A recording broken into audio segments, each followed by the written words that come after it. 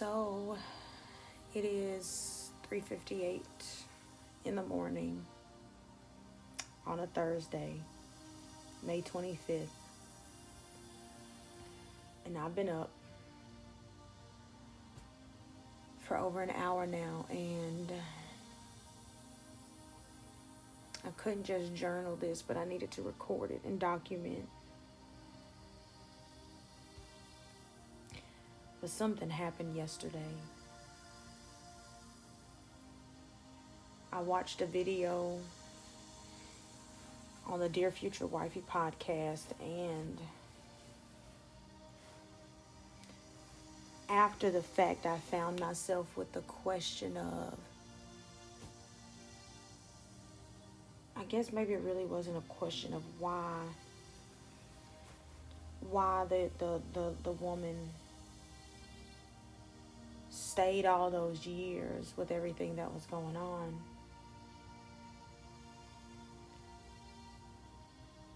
But I resonated with some things that she said, that she didn't know what a boundary was. She didn't hear the word boundary in her young adult life, and so when she spoke some of her truths, it triggered and it flared something up in me that instantaneously I went back to my childhood. And I started thinking about things, and I began to talk about what I wouldn't take in a relationship, and it was the cheating that I said I think that would be a deal breaker every time, doesn't matter what the situation was. But for me, I knew, or I began to unpack that the reason behind that was because of the things that I saw as a child. I saw the effects and the toil of my mother continuously being cheated on, even though it wasn't her husband at the time. I remember being the kid who was always around corners, and I just so happened to walk in to hear conversations that I don't think a child should have to hear, especially when it comes from somebody, or it's directed towards somebody that they love. And I began, those feelings that I had as a child began to become present and real, of how as a young kid I got to the fact that I didn't hate men, but I didn't understand why a woman felt like she needed one, because to me at 12, 13, I didn't understand why a man was needed nor necessary, because I had never personally witnessed one that was worth bragging about. I hadn't witnessed a man that showed that there were good qualities of men in general. I didn't understand how the girls at school who talked about their daddies more than they did their mothers because they had those relationships, I didn't understand them. I didn't understand why. And I began to question to myself, what is the importance of them having their fathers around? Because I didn't have mine, and so I couldn't relate. But to me, I didn't feel like I was missing anything. I didn't feel like I had a void.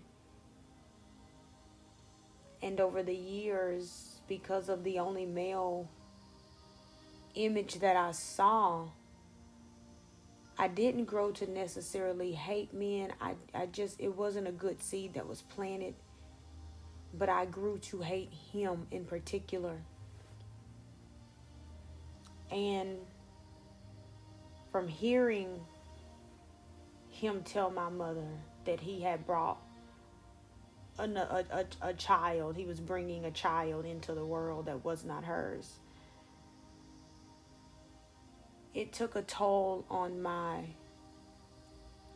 very young self. And I remember as I got older, it became very evident and present in my eyes of the things, because I began to see more that, again, a child shouldn't have had to see, but I did. And when I had to be the one to tell my mother that this man is more than likely involved with the younger girl across the street, another level of me was crushed. And so when I thought about my childhood, I realized that there were some seeds that I wasn't aware of that were planted a long time ago. And I realized that in being forced into that environment, because I couldn't understand why my mother couldn't leave. I didn't understand why she wasn't strong enough. I didn't understand how, to me, how was she okay making her children have to live this life, especially to me when I was the kid that sometimes vocalized where I was and how I felt. And I realized that a lot of the traits and the patterns that I had coming up and then getting into my own relationships, why they were so detrimental, why I made choices or the lack thereof, but just going with the flow of what somebody else wanted or expected from me. And it's because I had not learned to have my voice. I knew how to let the pressure build up and explode, but I didn't know how to properly communicate how I felt, yet alone with someone else, but with myself. I didn't know that my feelings were justified.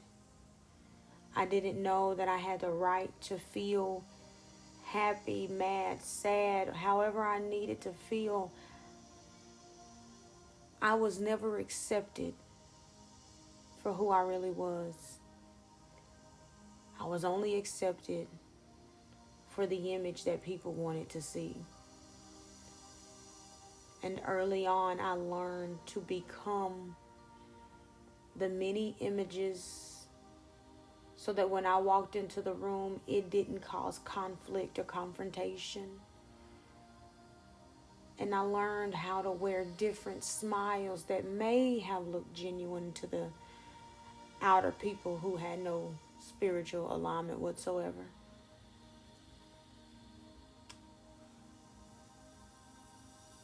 And I didn't realize how broken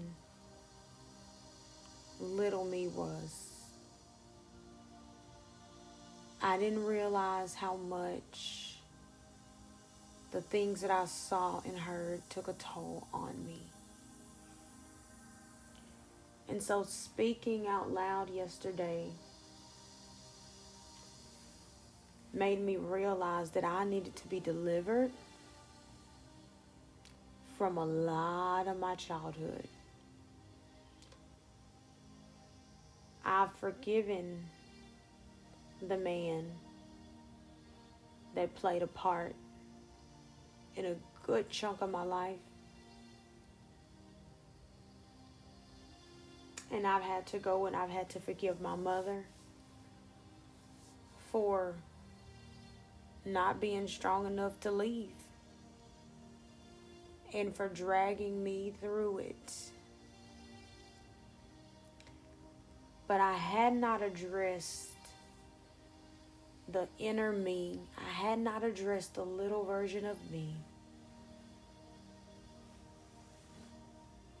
And in watching my mother go through the toxic relationship, I became the child that didn't want to add to her problems. And it wasn't that anybody told me that I had to be this person. I don't know if anybody realized what I was becoming. But when I spoke about the fact that at 13, I heavily thought about suicide. And I remember thinking of how I could do it, because medicine wasn't an option. I didn't like taking stuff, so I figured in my head that a part of me could get a little payback, because I had been taking care of kids that weren't mine, siblings that were younger. I'd been trying to be the person to keep things stabilized in the ways that I thought that I could.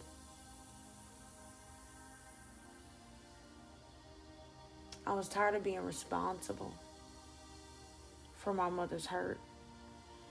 I was tired of being or feeling like I was responsible. Of taking care of her in a way that I wasn't the average child. I did my best to think about the consequences, and I didn't think about the consequences necessarily for me. But again, it was me thinking about what that would cause her. And so, as I sat and I thought, it was maybe for the first time, if I'm not here, they'll see me. Maybe they'll care. Maybe this is how my voice will be heard. And then the opposite side, I heard the voice say, but if you do this,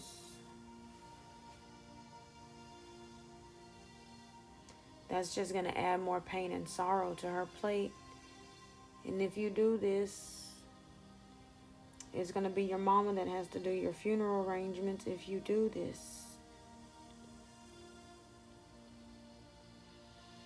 If you do this, she's going to hurt more, and you're not going to be able to be here to see her cry. Because you're going to be the one that has added that sorrow. And that struck my little heart. And I said to myself, I can't be the reason that my mama cries, because she wasn't going to be able to get me back. And because I thought about just slitting the wrist and letting them find me in a bloodied water bath. And there were at least 2 occasions that I sat there and I knew how I could do it. And I got up from that moment and I decided that I wasn't going to be the big thing that took her. And it was in those moments that I found that little 13-year-old girl. And I didn't slit my wrist. I didn't attempt to. I left that alone. But I went to God. And that was my first time ever crying out for myself. And I told him, I don't know why I exist, and I don't feel like I have a reason to exist other than to hurt and have pain. but that God, if you are real, I need you to show yourself to me for me. I need you to show me why I'm here. Because I knew what I was living through, that couldn't have been it. And I believe that was the beginning to God doing something in me. And I began to reflect on how the different movings stimulated something new in me. And I remember the day and the moment and the occasion of me really feeling hate and resentment towards a man. And it was always going to be the same one, the only one that was present in my life. Well, I can't say present in my life, but he was visible. He existed in the home. But I cared nothing about who he was as a person. And it was the day, and I don't know where anybody else was, but I was home. And I remember hearing the words to my mother being told,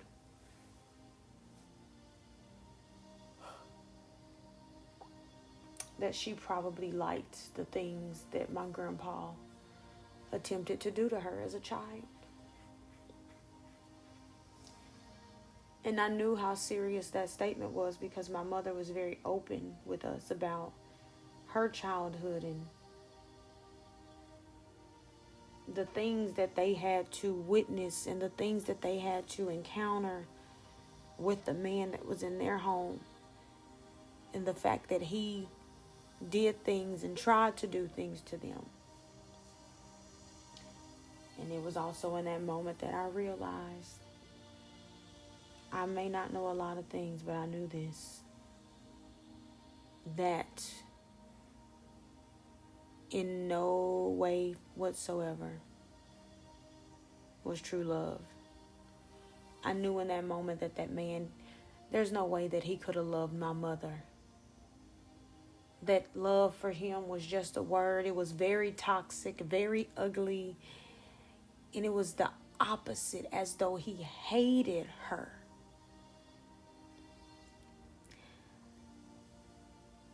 And my image of her dropped. My level of respect for her, it left me. Because to me, I couldn't understand, like, you've taken a lot. At this point, there's 2 babies that have come. Multiple cheatings, multiple women. And the disrespect, it came from both ways. She wasn't innocent by any means. But just to see the way that a relationship was intentionally destroying the potential of who she could have been after the fact. And I didn't just hate him, but I didn't realize I was growing an inner hatred towards her too. Because again, at this point, we weren't living with him. And I couldn't understand why we would leave one place, go somewhere brand new from scratch, just to keep letting the same thing come in.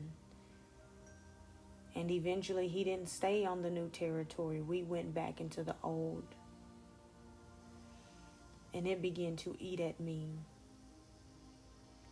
And it began to do things inside of me that, again, I did not know were just little seeds. But I can say all these words today and almost feel nothing. But yesterday they hit me like a ton of bricks, because that hadn't been exposed. And it wasn't until I got to the realization that breakthrough moment that I had yesterday talking about this, it revealed to me why there are still some ugly parts to me that I don't like. And they show up in the way that I raise my children. I didn't realize until a while ago when I feel like the Lord revealed it to me that I didn't hold unconditional love for my two daughters. And it wasn't a woohoo moment, but I allowed my truth to process. And yesterday it came back up that I did not have unconditional love, that there were conditions and stipulations, but specifically with my oldest. Because I remember being about her age from what I know when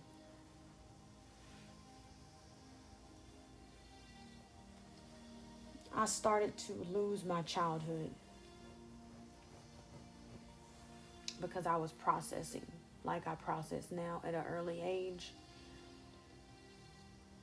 And I realized why it's almost like I don't have grace and mercy for my baby. And it's because at her age, I didn't know how to be carefree. I didn't know how to be careless. I didn't know how to do stuff and have to be corrected over and over again, and I just didn't, because I was trying not to be a burden. I was trying not to be a problem, and so I didn't do those things. I gave up my childhood to help my mama, even though she might not have knew that that's what was happening, but that's what happened. I grew up without being asked to do so because I saw a problem and I was like, well, this is how I can help fix it. And so looking at my daughter, it's like I'm seeing what a kid looks like. I'm seeing, I'm learning, but there's so much of her that it's almost like God gave me her to remind me how to be a child.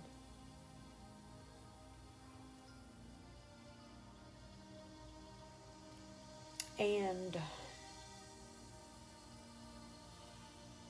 as I let that process on me, I knew that that's where the roots started. And I knew that those roots needed to be dug up. They needed to be addressed. They needed to be brought to the light and exposed. And they needed to just leave. But because they were there, I was nasty when I shouldn't have been. And I had an expectation on her. And because I had a mature level of thinking at a young age, I was projecting younger me onto her, expecting and wondering, why don't you get it? Why do I have to tell you this so many times? Why don't you listen?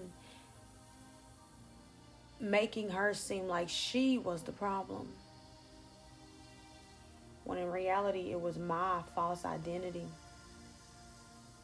Because I wasn't whole or healed, because I hadn't dealt with trauma, and it was from so far back, I didn't realize where I didn't know it existed. But I realized yesterday, as I said, I need to be delivered, and I need a deliverance. Because I don't want to become the very same thing that raised me. And though I left the toxic relationship, the toxicity stayed with me. And I found myself saying that I don't want to be this woman anymore. I don't want to be this mother anymore, because I can be better.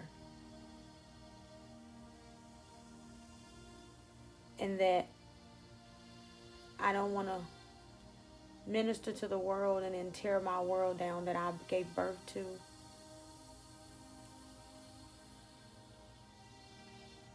I don't want the people in the street to love me and my children to hate me because they say she's not like this at home. And I witnessed that once my mother began to come over to Christ. I saw who she was out there, but I hated who she was to me behind closed doors. And I refuse to allow a generational cycle to continue. And I knew that I had to bring this to God. I had to address it. I had to speak about it. I had to put it into words and in a context.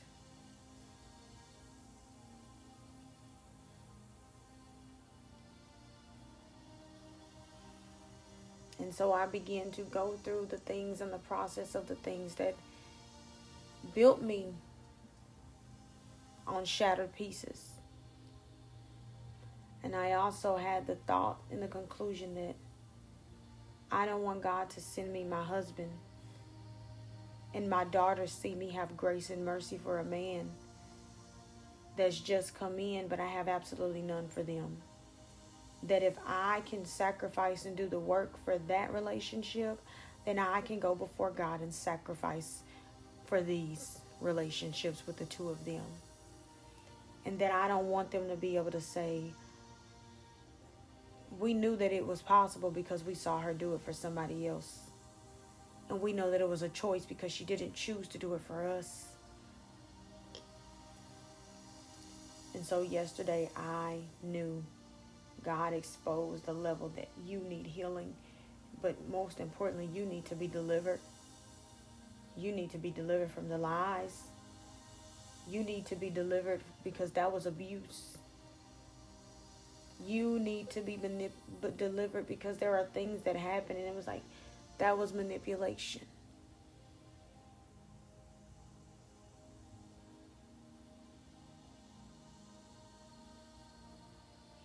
And so last night I got my deliverance. And this morning, the beautiful part of why I wanted to make the video is because God allowed me to do something today.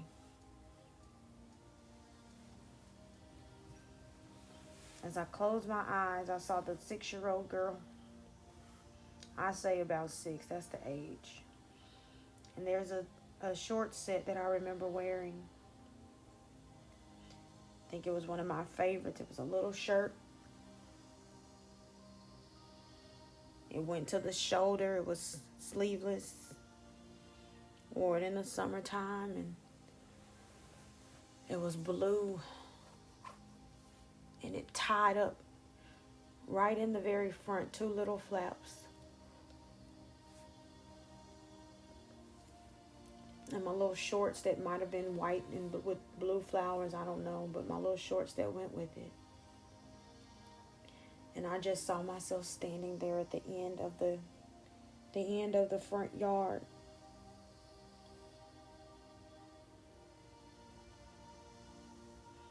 And it was that little girl that I told her, I give you Jesus. I let her know that life got better. That she grew up to be a beautiful woman. To do beautiful things. And that it was okay to put her hand in his hand. Because I wasn't asking for all of me to come into me. I'm just giving old parts of me that have been stuck. And they've been rooted.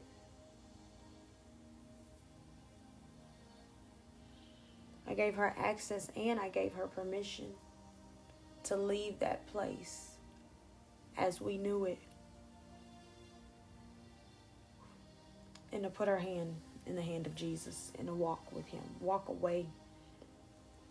And I did the same thing with the 13-year-old girl in the corner. I did the same thing with the little girl who masturbated at a young age. And I had no idea what I was doing. I did it again to the 15-year-old girl who never understood why she really lost her virginity.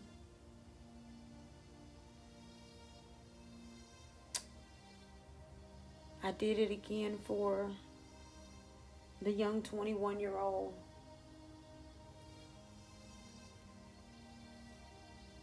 They got sexually involved with a guy who I didn't even want. And I found myself on this repeated cycle of being with people that I had absolutely no desire towards. But because I never learned to have a voice or use my voice in a healthy way, I was the girl when they said, why'd you sleep with him? I don't know. And because they pressed and they pressed and they pressed and they pressed in the moment, I'd learned to just give in. And so that's what I did. And I never addressed those things or unpacked those things. And so that's just who I was. That's who I had become. That was the young woman that I was at the time.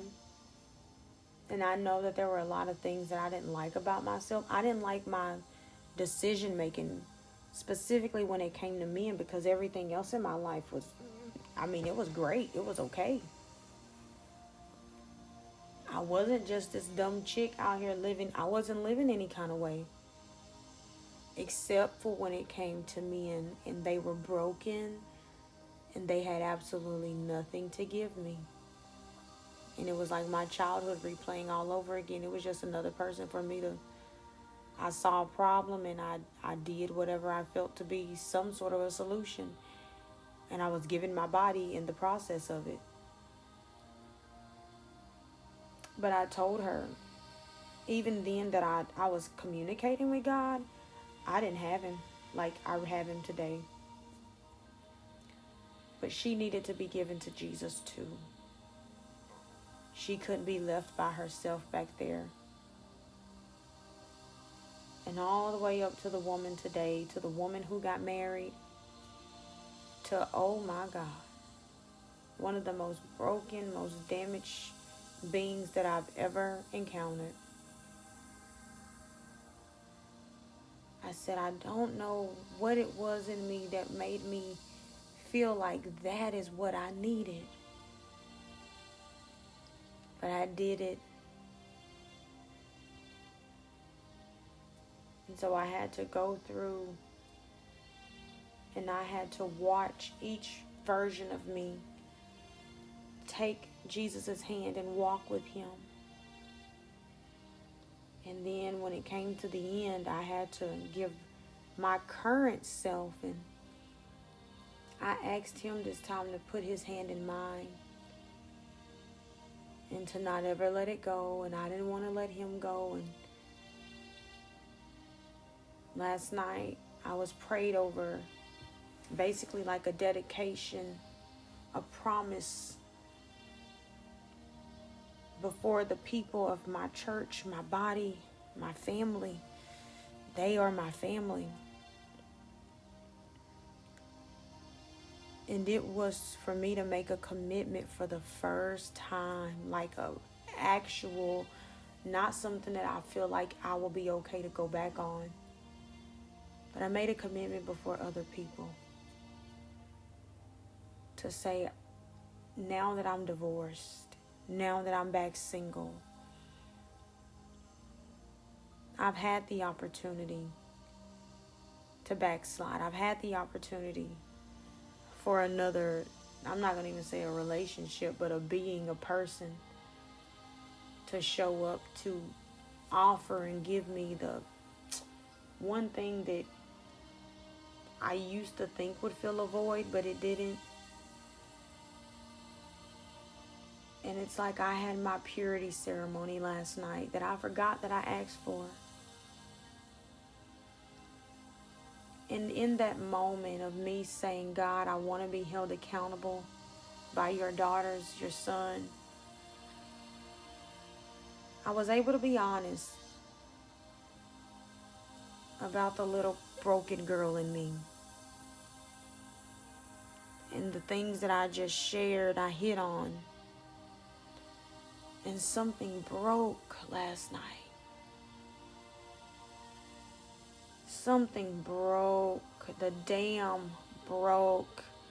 And all of that was built up, all that dark, toxic energy, it wasn't water, it wasn't refreshing. This was toxins that had been stored up that I didn't even know I had at this point. And because I lived past it, I would have just assumed I was over it. But all of that, the purging, the releasing, it's a lot that happened. And so when I talk about it right now, it doesn't hit me like it hit yesterday. And I was honest about the woman that I don't want to be to my children. I was honest about how sex broke me. I was honest about how sex has ruined my life from an early age with a family, a cousin. He was a child, he's the same age as me, but those inappropriate touches that I never told anybody about, they did something to me. It started something, something arose in my flesh. And to think that he was coming for the whole household, not just me, but my sister and my brother, that same demonic spirit in him. It may not have did anything to me, but to them, but it got me. And so sex, masturbation, it had me. It had me. And there were other things that tried to get me, homosexuality, but I didn't have no desire for another woman. I didn't have the attraction. And even things happened in my childhood, and it was always with another child. Things happened in my childhood that, looking back now, I'm like, how did that even happen? Who initiated that? How did we even know to do the things that were done? And I think to myself, I never had those thoughts when I was by myself. Never thought about being with a girl, a woman. I never thought about being with a man. And because of the age that I was, I had no idea. But the things were after me. Early.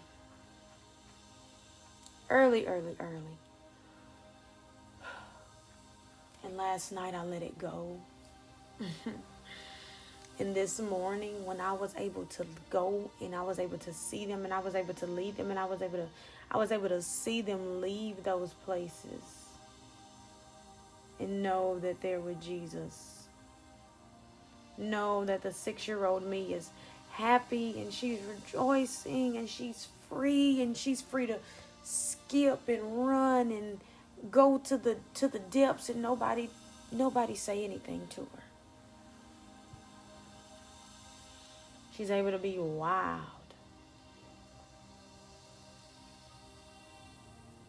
And to know that the older versions of me, I told them, we survived. You are beautiful. So trust me. Go with him. The one man who won't break you, nor wreck you, nor destroy you. And so God, a lot more was released this morning and handed over. And I couldn't just write that down, but I had to record it. And when I talk about it now, there's a sense of freeness. There's a sense of freedom in that bogged down weight. Just, it don't hit right now. I can't cry if I wanted to when I talk about this. Because I was true when I told God, I want to let this go. I want to give this to you. And I don't ever want to pick it back up. And so I did that this morning. He woke me up at 2. And I let him have his way. And so I'm a new woman now. All of me has crossed over. It wasn't just about making sure that I'm saved, redeemed, and delivered today. But Jesus allowed for me to go back and lead the younger versions of me to Christ from as little as possibly 6.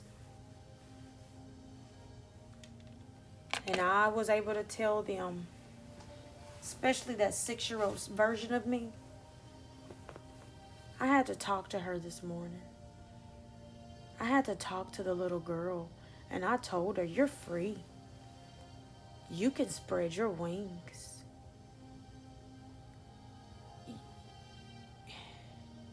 You're free, baby. Because I honestly felt like the little girl in me died a long time ago. But I got to see her this morning. And I got to talk to her. And I got to tell her that all is well, that she survived, she did it. And I told her that she didn't have to wear those lies anymore. She didn't have to do those things anymore. She didn't have to try to hold it. She could be a kid for the first time. Not a kid again. She can be a kid. And just knowing that I put my hand out for the Lord, for Jesus to put his hand in mine. Knowing that he took that opportunity with me today. Knowing that things are shifting. And knowing that I'm a little more whole than I was yesterday. And I didn't even know there was a problem.